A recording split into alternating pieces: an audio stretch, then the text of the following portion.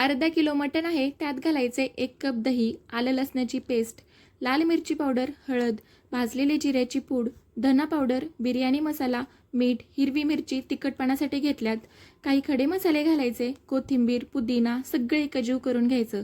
30 ते 45 मिनिटांसाठी मॅरिनेट करण्यासाठी ठेवून द्यायचं. तोवर बिरिस्ता सुद्धा तळून घेतला. पसरट ताटामध्ये ठेवून देऊ. मोठ्या जाड तळाच्या भांड्यात 4 ते 5 चमचे तेल घेतलं. मॅरिनेट केलेलं मटण घालू. 5 ते 6 मिनिटं परतून घेऊ. झाकण ठेवून मटण शिजेपर्यंत तसंच ठेवून देऊ.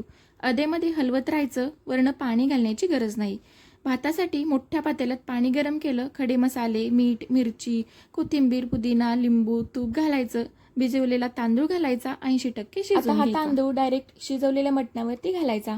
वरतून तळलेला कांदा, पुदिना, तूप, केशरचं पाणी आणि बरंच काही घालून 20 मिनिटे दम द्यायचा. डिटेल प्रमाणासह रेसिपी यूट्यूबवर अपलोड केलेली आहे. पाहायची असेल तर पाहू शकतात. अजिबात कोरडी न होणारी मस्त अशी ज्युसी मटण बिर्याणी बनवून तयार आहे.